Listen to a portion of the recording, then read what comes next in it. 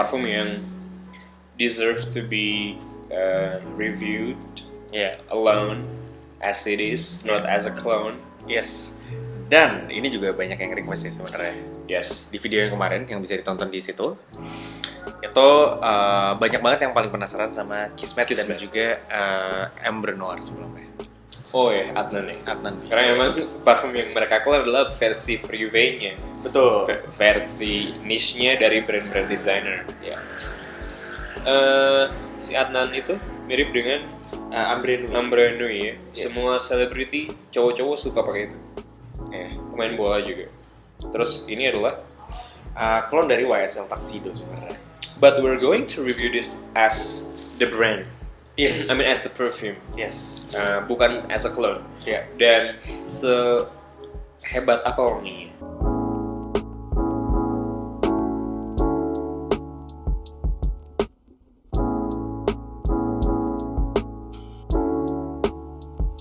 Packagingnya bisa dilihat nih, Top notch. iya, ini botolnya berat banget dan ini ada berat bisa dilihat tebal banget ya. Kayak lebih tebal dari Terre d'Hermès.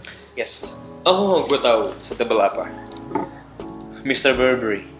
Tebalnya segini. Kayak Ini jauh kalau banget. jatuh dia mungkin nggak akan langsung pecah. Nggak akan langsung pecah. Paling bopak aja deh. Iya. Terus ada aksen-aksen artnya di kiri kanan yang menurut gue bagus banget. Iya. Memang tutupnya sih yang nggak semahal yang lain. Tapi feel-nya mahal. Yes. Besi nih. Cuma kalau desainnya nggak gini nih kayak ular ya. Akan lebih setara dengan desain samping sih gue rasa ini perfect. Iya, bakal 10. Tapi ya so far 8.5 lah. Yes. Desain dan botolnya. Betul. Gitu. Nah, dibanding dengan harganya yang 300.000,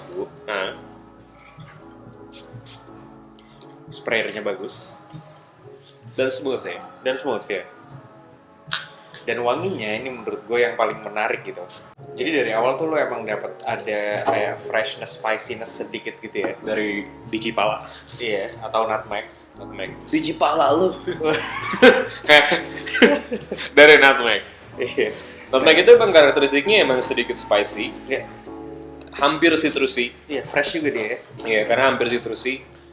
Spicy kayak ginger like. Dan dia ada paculinya. Paculinya tuh bukan paculi yang terkesan oldish di sini ya. Paculinya tuh masih yang kayak lebih ke powdery. Iya, lebih ke powdery sama sedikit ngasih kayak sedikit apa ya? Kayak chocolatey gitu ya. Gue suka banget tuh. Tipikal patchouli yang ramah di banyak hidung orang sih. Iya. Nah, dia mirip dengan menurut gue ya, Agar First Class. Tidak mirip berarti satu genre, tapi openingnya Agar First Class itu ada patchouli. Iya. Patchouli dengan citrus. Karena kan dia menurut gue vetiver doang mirip Terre d'Hermès sama citrusnya, tapi dia nggak ada pepper, nggak ada benzoin. Si Agar First Class itu patchouli, heavy on patchouli. Nah, lu ngerasain nggak di sini? Dia kan ada kakao note. Ada sedikit arah yang ke Valentino Uomo. Iya. Iya kan? Kakaonya tuh bisa dibilang gini ya. Yang menurut gue menarik adalah kakaonya dia itu quality-nya 11-12 sama kakaonya di Valentino Uomo. Nah, ini yang bikin kita akhirnya tertarik untuk review individual, tidak misalnya cuma kompilasi dengan parfum Middle East lain, karena secara quality, lu bayangin brand lokal lain ada yang ngasih harga di atas ini. Brand lokal ya, ini brand luar Middle East, quality-nya setara dengan brand-brand designer Eropa yang harganya lebih mahal. Tapi bisa dapetin harga yang segini murah. Tapi gue ada kecurigaan performance-nya nggak akan selama itu. Betul. Di kulit gue tuh ya 4 jam dan dia projection-nya tuh santai banget gitu. Memang bukan yang Lah, ini close to skin. Iya. Dan tapi gue bisa bilang ini akan jadi parfum yang cocok kalau lo date night. Betul. Atau intimate situation, cuddle gitu-gitu. Nah, yang pertama kali ada di pikiran lu gitu ya, ketika lu nyium parfumnya itu apa? cozy warm, Cozy warm ya. and professional juga tapi. Profesional bisa juga, dan menariknya dibilang seksi juga. Iya nggak sih? Cozy warm, sexy. Makanya gue bilang date. Tapi ada professionalsnya. Di mana itu gue rasa di woodiness, patchouli. Mungkin tadi gue bilang ada asosiasi dengan Agner First Class, patchoulinya mirip. Karena itu parfum yang profesional. Citrusnya nggak ada, malah ada citrus ya? Nggak ada citrus. Gue bilang tadi mungkin tadi si nutmeg. Ada kompleksitas di sini yang powdery iya, sweetness iya, Chocolatey juga ya. chocolatey, freshness pun iya, green powdery pun. Wah ini enak banget sih, seksi, Ya. berkelas dan kompleks. Jadi awalnya pas baru purchase juga kita nggak expect bakal kayak gini. Kayak gitu. Alhambra itu sebenarnya Latafa juga ya. Latafa juga, dia Latafa juga.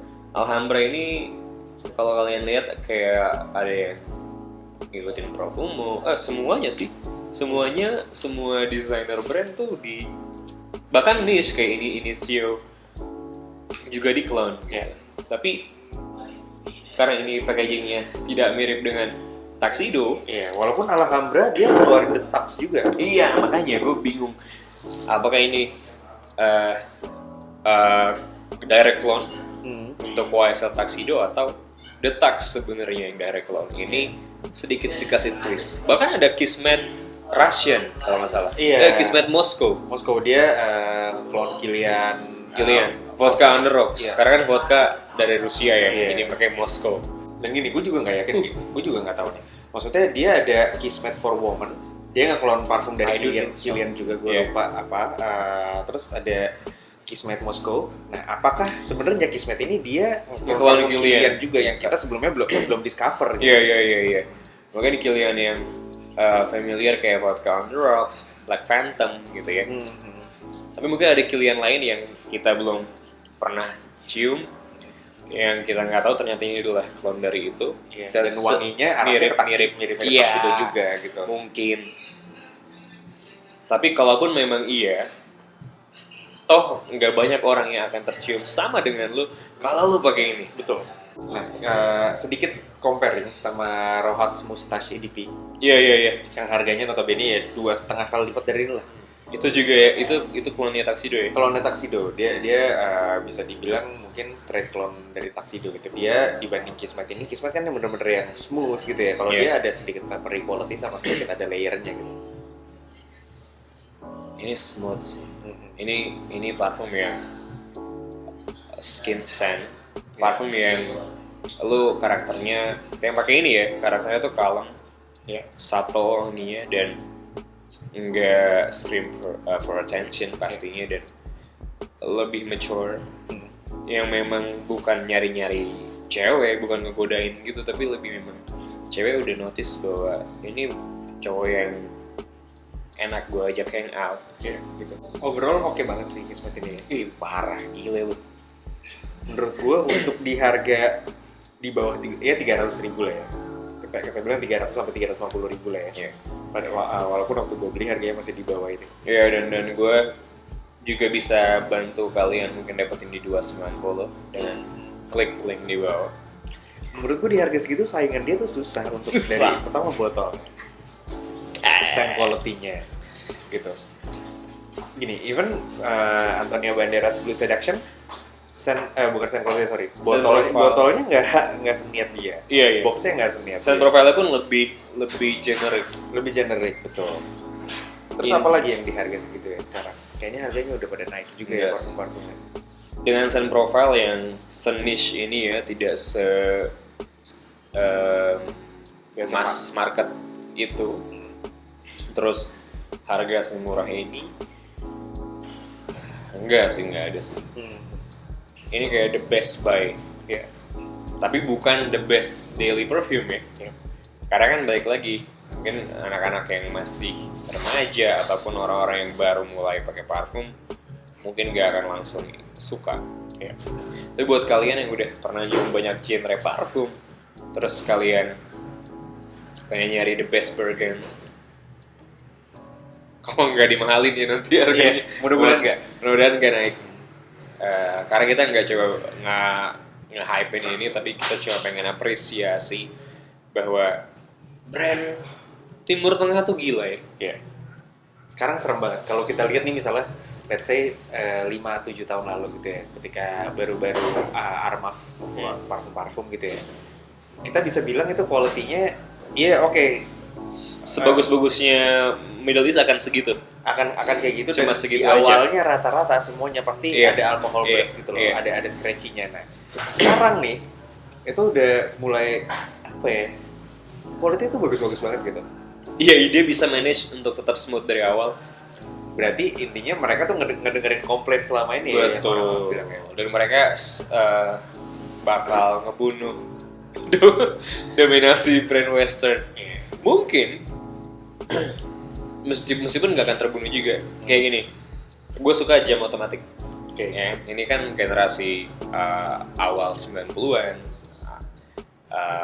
mechanical watches di era World War, nggak pakai baterai. Meskipun lo harus putar-putar atau lo bayangin. Terus di sekitar 80-an itu ada namanya Japanese movement.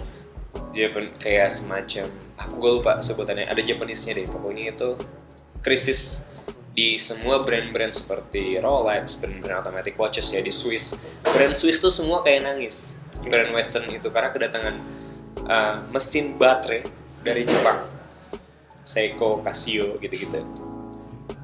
Akhirnya Omega pun sampai bikin jam baterai, Tapi lama-lama era itu hanya berlangsung di 80s, yang mana itu yang digital. 80s kan digital disco, ya kan? Nah itu fashion 80s lah. Back to the 90s, even brand Jepang seperti Seiko, Orient ya bikinnya otomatis lagi. Jadi nggak terbunuh sih. Mungkin gue cuma menganalogikan mirip seperti itu. Brand parfum pun, brand Middle East kayak bisa ngasih, wah gue bunuh nih brand Western. Tapi balik lagi, brand Middle East akan punya signature scent Middle East yang beda sama Western. Yang gue rasa sih Western nggak akan mati lah. Dan menarik, gue pernah lihat satu video, jadi di Dubai itu ada satu perfumer, gitu, dia perfumer di pinggir jalan gitu, terkenal banget, katanya udah puluhan tahun di sana. Gue lupa namanya, nanti gue tulis di sini beserta link videonya. Jadi di video itu orang-orang datang ke sana, orang cuma bilang gue mau wangi kayak gini dibikinin sama dia, dan wanginya tuh semirip itu katanya. Wow, infonya kayak gitu. Oke. Nah, dia sempat di interview ditanya, kok bisa sih lu ngasih wangi segini dengan harga segini? Dia cuma bilang, ini parfum lu tempel brand itu harganya akan jadi tinggi banget gitu. Oh iya.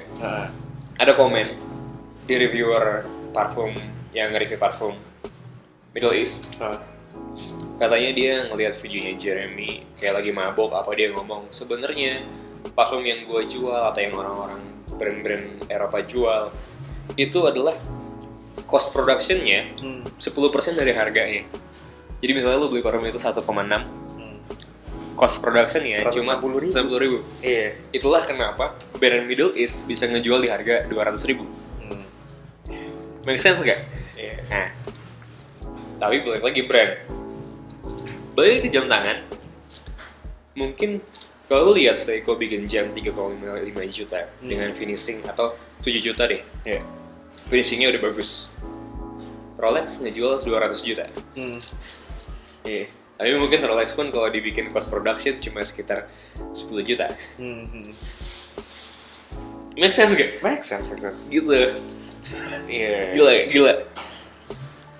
Tapi balik lagi, karena kalau brand itu ya, mungkin kan karena brandnya udah lama. Historical gitu. Historical. Jadi mereka juga mempertaruhkan reputasi aja sih. Betul. Nah kalau misalnya, let's say gue ngeliat juga kayak beberapa reviewer kayak Jensense gitu, Ash, dia awalnya tuh nggak terlalu suka sama Latafa atau Alhambra gitu awal-awal coba, karena mungkin yang pertama dia coba tuh bukan yang terbaik, tapi pas dia udah mulai coba-coba mulai explore yang lain, dia langsung kayak oke nih Latafa atau Alhambra ini bagus gitu. Jadi sebenarnya memang brand ini tuh masih masih bisa dibilang baru banget. Tuh, Gitu. nggak sebesar Arma. Dan nggak menutup kemungkinan nanti dia akan jual di harga yang mahal juga, tapi mungkin Iya. puluhan tahun lagi ya gitu. Ya kalian tau lah, Arma, si Sterling perfume itu bikin Jenny Glow, Jo Malone clone, bikin Just Jack, Tom Ford clone. Selain Armaf gitu. Latava, selain Latava ada Alhambra. Iya. Nanti akan ada apa? Gue rasa kan seperti itu. Ya. Gitu. Jadi mungkin nanti mereka akan nyesuaiin sama segmennya aja sih ya. Iya, so far tapi parfum Kismet ini ngasih satisfaction buat gua Iya. pribadi gitu dengan harga yang segini. Pas di spray itu bikin puas ya, ngerti gak sih? Kayak Iya, ada iya, beberapa parfum yang kayak pas di spray kayak anti klimaks nih Good gitu. purchase ini. Iya. Oke. Kayak Ya gitu. itu in-depth review dari kita mengenai Alhambra Kismet for Men. Bukan Kismet Moskow, jangan sampai salah beli. Iya. Rating 8,5. sama-sama 8,5. Ini gokil. Bagus banget. Oke, thank you for watching our in-depth review of Alhambra Kismet. Dan kalau kalian suka video ini seperti biasa, like, komen. Pernah nyoba, kalau pernah nyoba ini, dan thank you so much ya. Oke.